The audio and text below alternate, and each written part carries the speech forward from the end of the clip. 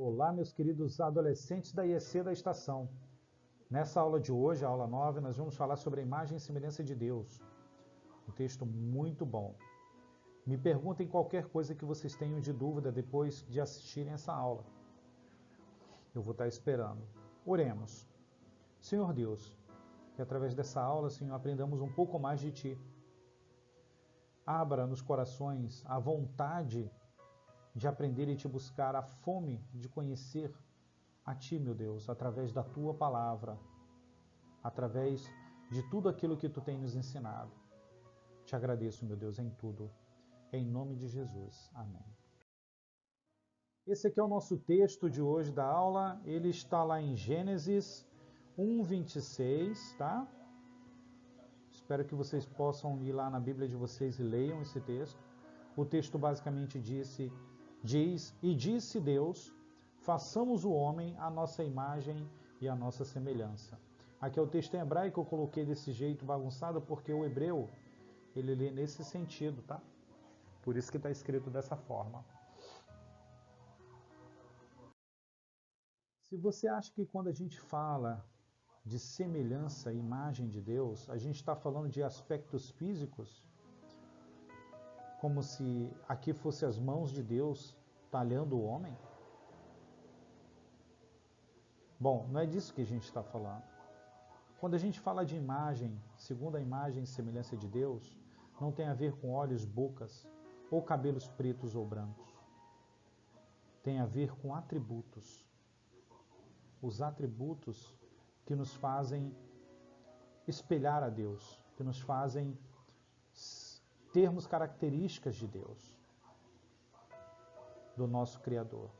Esses atributos nós vamos ver nessa aula. A imagem é o que representa. E a gente não está falando de aspectos físicos, carnais de Deus, olhos, boca, barba. A gente está falando daquilo que nos faz reconhecer Deus em nós mesmos. Por isso a gente está falando dos atributos de Deus. Tem basicamente dois tipos de atributos, segundo a teologia. Aqueles que Deus não transmitiu e aqueles que Deus transmitiu. Alguns que ele não transmitiu para a gente foi, por exemplo, onisciência e onipotência. Mas os que ele transmitiu, esses e vários outros.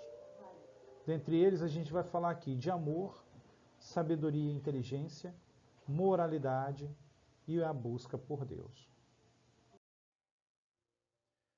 O amor. Eu coloquei algumas expressões aqui que a gente pode encontrar no grego, tá? Sobre amor. O grego ele tem uma palavra para cada tipo de amor que a pessoa pode expressar. Mas o que é esse amor que Deus nos deu?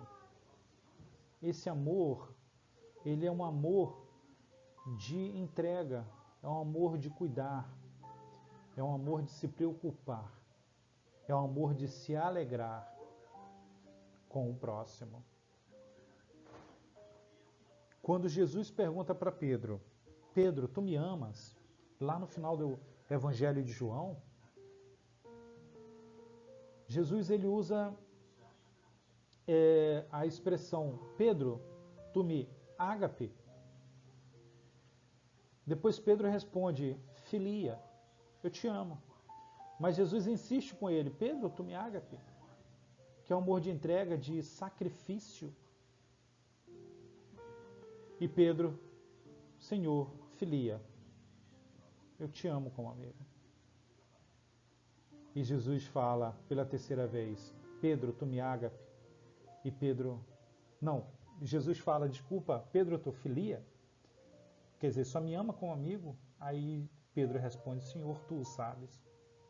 Jesus ele quer que a gente ame ele com um amor divino, um amor de sacrifício. Porque foi isso que ele fez por nós, ele nos amou com amor divino. Com amor que é insuperável. Guardem isso. Falando de sabedoria ou inteligência. Inteligência é bem facinho de explicar. Em termos simples, significa capacidade de aprender, de adquirir conhecimento. A capacidade de aprender, ela pode ser, trabalha nas pessoas de modo bem diferente, tá? Ela pode ser linguística, corporal, interpessoal, musical, por exemplo, quem tem facilidade para compor música, para entender, para ouvir, o tal do ouvido absoluto, são inteligências. E a sabedoria? Essa sim é importante. Lá no livro de Tiago, se não me falha a memória, no capítulo 4, ele fala sobre pedir sabedoria a Deus. Por quê?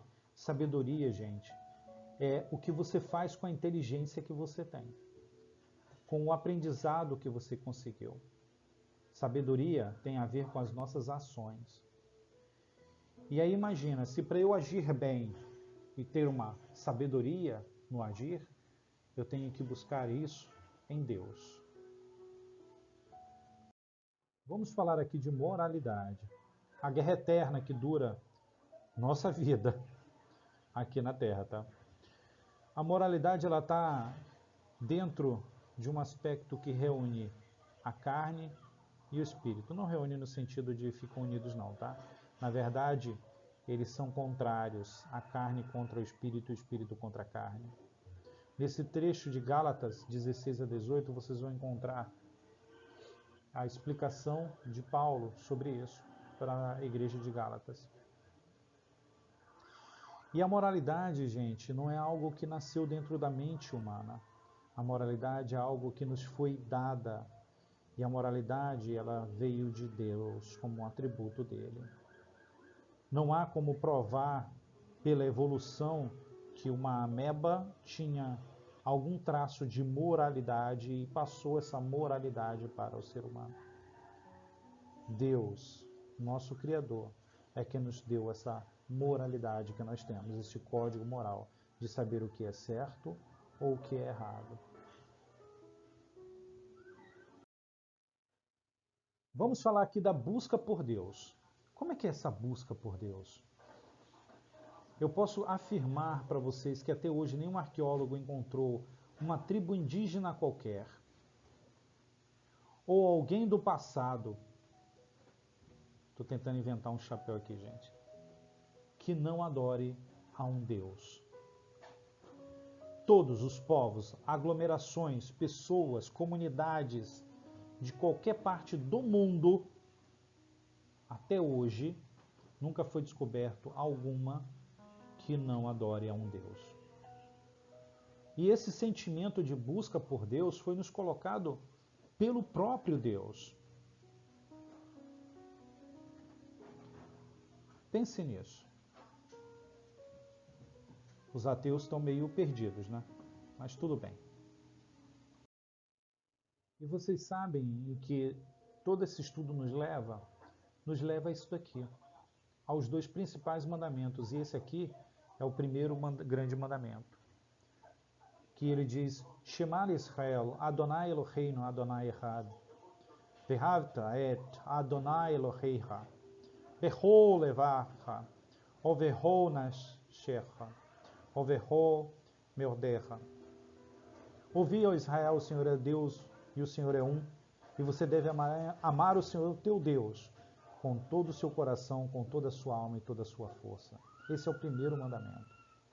Se a gente buscar amar a Deus com todo o nosso coração e toda a nossa força, a gente está exercitando os atributos de Deus. E esses atributos, eles precisam ser exercitados.